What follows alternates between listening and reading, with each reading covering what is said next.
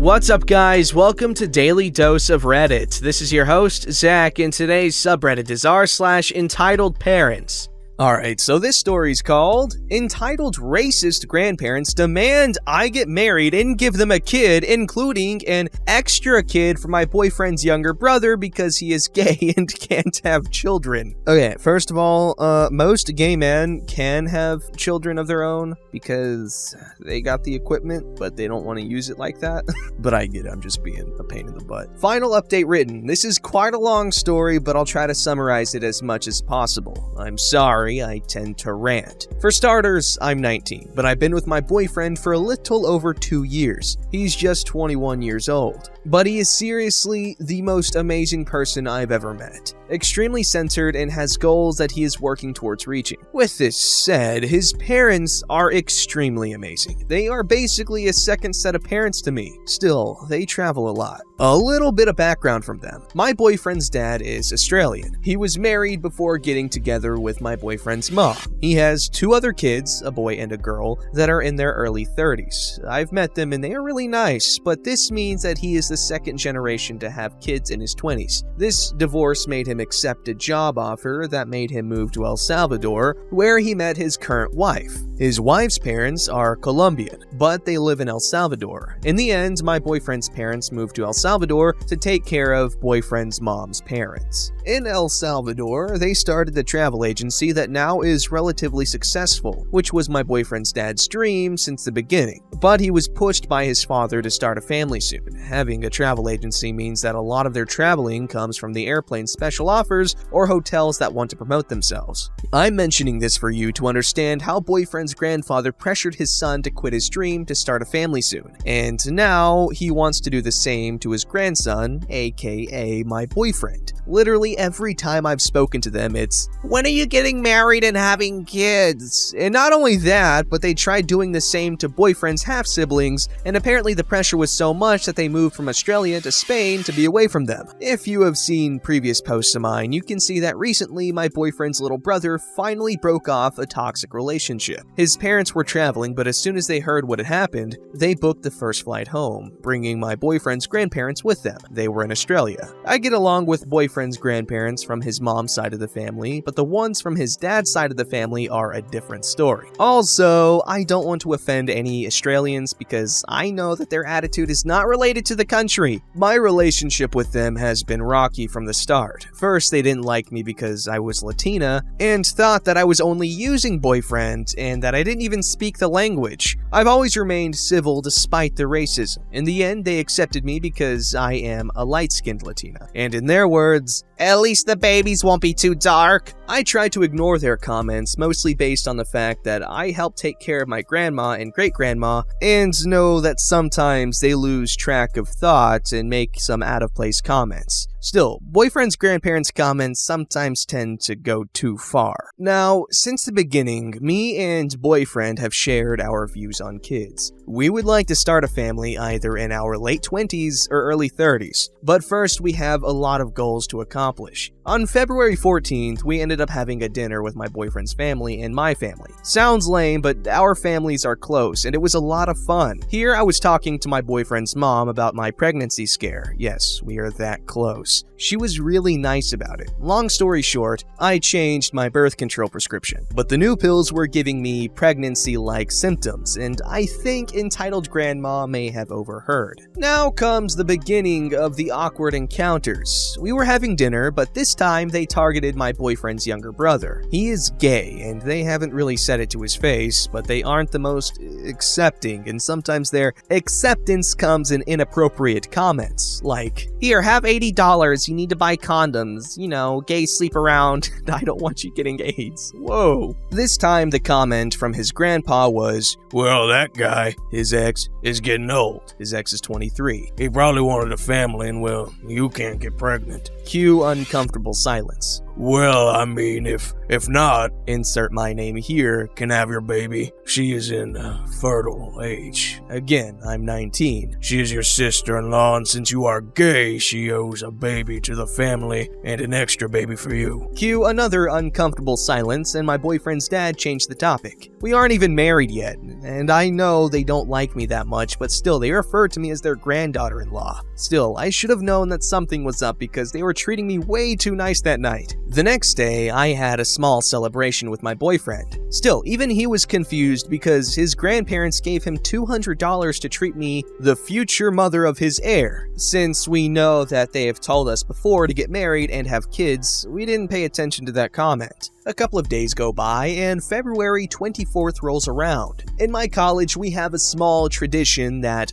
February 14th, couples celebrate, and on February 24th, it's dedicated to friendships and special couple-y announcements and congratulations. This means that people can contact the group in charge and bring stuff to surprise someone. Things like congratulations for getting in a relationship, getting married, or having a baby. Sometimes these are made by friends or family. I think you may see where this is going. Basically, I was in the middle of English pronunciation class when suddenly the group in charge of delivering all this stuff walked in with a big balloon that said, in Spanish, "Congratulations, mother-to-be," and a couple of other ones that had variations of, "I'm so happy that you are my friend." One of my classmates is 28 and married, so I thought it was her who was pregnant, and even jokingly told her why she hadn't shared the news. When suddenly, a girl in the group calls me and in front of the class says, "Congratulations to the future mama! We are so happy for you!" I froze and had to explain that it must have been a prank, that I wasn't pregnant, and tried to awkwardly laugh it off. After the class, she told me that an older lady told her in broken Spanish that I was pregnant and that she wanted to celebrate it. I was peeved, but at this point, nothing that a couple of explanations couldn't fix. 2 days go by, and on Wednesday, I went to boyfriend's house to have dinner with his family, because his grandparents are leaving on Saturday. Boyfriend's parents were doing a barbecue. Yes, we have barbecue as dinner sometimes, for the sake of keeping peace. I didn't say anything. When I finished eating, that boyfriend's entitled grandma, "You should eat more, you know," and then winked at me. I played dumb until she yelled, "When were you gonna tell us about the baby?" I tried to explain to her in a calm voice that I wasn't pregnant, and yes, she had eavesdropped on my previous conversation with boyfriend's mother, but she assumed I was pregnant. This is where boyfriend's entitled grandpa came into play and started the cussing out. What do you mean that we aren't having a baby? Then entitled grandma said, "We accepted someone as low class as you into this family and you don't want to give anything back?" Then entitled grandpa said, I bet she's pregnant, but from another guy. You know, Latinas are floozies. Now, as I mentioned before, boyfriend's mom is Latina, born in Colombia, but moved to El Salvador when she was young, and she didn't take kindly to this comment, and neither did boyfriend's dad, and quickly shut up after boyfriend's dad threatened to send them to a hotel for the remaining time. This time, I didn't get an apology since after being scolded, they went back to their room, and I think they fell asleep. I stayed for a couple of more minutes, talked to boyfriend's family, and left rather quickly. Needless to say, I'm not going back to their house until they leave. Edits, I just got off the phone with my boyfriend's mom. Apparently, boyfriend's dad had a really stern conversation with his parents, and supposedly they are going to apologize. Also, boyfriend's mom pretty much confirmed to me that the reason why the grandparents supported their relationship was because she doesn't look like a typical Latina. She has light brown hair and blue eyes, and also because she, in the grandpa's words, had 2 boys, 1 deviated but boy nonetheless. They have to carry the family last name. Also, from the comments, I get the idea to prank the grandparents if they keep pushing the idea of kids. We're telling them that my boyfriend is infertile. I've already talked about this in a group chat with boyfriend's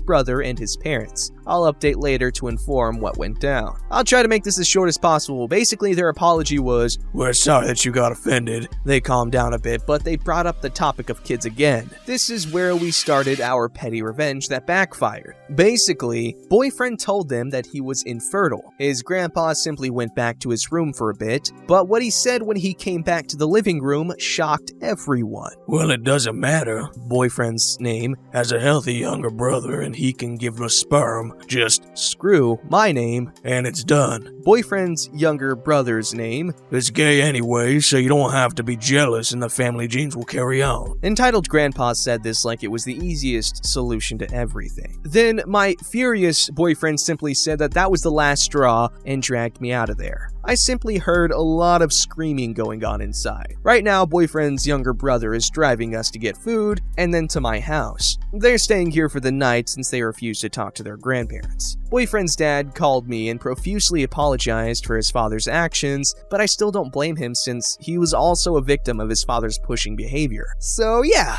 seems like our future kids won't talk to them nor have any type of communication with them. Holy poo nuggets. That's a wild family there, man. I think it's really cool how the OP here, they could talk to her boyfriend's mom about, a pregnancy scare. Like, that type of closeness is really impressive, especially since they aren't even married. And typically people aren't 100% okay with their kids having kids with someone that they're dating and not married to. So that's really cool of them to be cool about, I guess. I don't know. I need that kind of support in my life, because I'm telling y'all right now that if I ever get pregnant, I want to be able to tell my girlfriend's mom about it, okay? Alright guys, this story's called Give My Child Your Stuffed Animal. Buckle up because this gets weird. I, late 20s, female, long walks on the beach, have a stuffed animal that has been with me ever since I was a toddler. I even vaguely remember seeing it in some department store, JCPenney's I think, and instantly falling in love with it. It's a pink rabbit called Fuzzy and I am very attached to it. I have nightmares and I still sleep with Fuzzy because it helps to stop me from scratching at my arms and face during a night terror. I've taken very good care of her, and she's never needed mending or have any stains aside from general wear and tear, like her rabbit tail being a bit ratty, and she's getting kind of flattened out, but she's over 20 years old, and that's senior citizen and plushie age, so I treat her pretty fragile. I've mentioned in other posts that I live in a very small town, the kind where generations of families have lived and died here, and everybody knows everyone. So today I was at the laundromat because our dryer is dead, so we wash our clothes at home and then use the laundromat dryers to finish. I was washing all my bedding stuff, including Fuzzy, when this entitled mom walked in with her toddler daughter. I know her mostly just by face. Our moms were in high school, but we've never been friends or anything like that. Just the typical southern nod and hand raise when passing by. Her daughter is maybe 2 to 3 years old, I think. I'm not very good at guessing children's ages. I was removing the sheets, folding them, and then I left Fuzzy for last to put her on top because I don't want to put any weight on her. Like I said, senior citizen plushie here. The toddler was standing next to her mom, who was putting laundry in to clean, saw Fuzzy and made that childlike squeal of delight sound and came rushing over and started trying to grab her. Now at first, her mom came over pretty fast saying, "Oh no, that's not yours," to her daughter and took her hand to pull her away. But the toddler was not having it and started throwing a bit of a tantrum, whining and crying while still grabbing for Fuzzy and kind of saying, want it, mama." I go to pick up my basket when the mom gives this huge sigh. "Okay, how much do you want for the damn rabbit?" No, sorry, not for sale." "Come on, I'll give you like $10 for it." I said, "No, I'm not selling my rabbit to you." "Your rabbit?" "Yeah, my rabbit." "Seriously? I thought it was like for your kid or something. Give me that, you're too damn old for that thing." And then this lady tries to reach over my basket and grab Fuzzy. I jerked away and ended up dropping the entire newly clean load onto the floor. Whoa. Jesus Christ, I said no! "You're acting like more of a damn child than my kid is. Give me that frickin' rabbit." We both kind of jumped for Fuzzy, and I got to her first and tucked her away into my chest, but she managed to grab a leg. I froze because I didn't want to start a tug-of-war and risk ripping the leg off. "Lady, what the hell is wrong with you? You're really starting a fight in a laundromat over a plush toy? In front of your kid?" "God, just give it to me. You're too old for crap like this." Let go! You're gonna rip it! And then no one will be happy because no one will get it! And we stood there for a minute, me turned away as much as I can with Fuzzy tucked in and her still having a death grip on the leg. And then someone else walked in, just another person from town lugging around their laundry. And it was like a scene from a comedy movie or something where we're just staring at each other like a 3-person standoff. Do you need help? I'm not sure which one of us he was talking to, but it seemed to scare the entitled parents off that someone else was there to witness her being a nutcase because she let go. I'm thinking the potential embarrassment was more pressing to her than getting Fuzzy was. Oh no, it was just a little disagreement. Okay, you psychopath, you can back away and leave me alone now. Am I gonna have to worry about you breaking into my house to steal my rabbit? Oh no, it wasn't that serious. Really? Because it seemed like you were ready to throw down over a toy. So I'm not all convinced you're all that stable. I'll leave you alone, I promise. Good. I gathered my stuff and went to my car. I was about to leave, but decided to drop in at the grocery store attached. It's like a strip mall type with a grocery store, laundromat, and a few small shops attached, all run by the same guy. And told the manager what happened. He asked if I wanted to call the cops, but I said she didn't hurt me or anything, so no. But to maybe keep an eye out for her, because if this is how she acted over not getting a toy for her kid, God only knows what else she'd do. Now I'm wondering if my ma is gonna get any weird phone calls soon. Hahaha. Fuzzy is fine too, and now soft and clean. Small towns are a trip. I've lived in small towns most of my life. Right now I live in the biggest town I've ever lived in, because it's a city. Woodlands, Texas, represent. Anyway, I've never seen anything like this happen. It seems like more of a city thing than a small town thing, because in small towns, reputation, you get one really quick if you do something stupid. In a city, you can do stupid crap all the time, and it would take a little bit for you to get a reputation. But small towns, people are more, at least in my experience, more aware of their idiocracy. That's ironic. Idiocy. Don't forget to like, subscribe, and hit that bell to never miss an episode.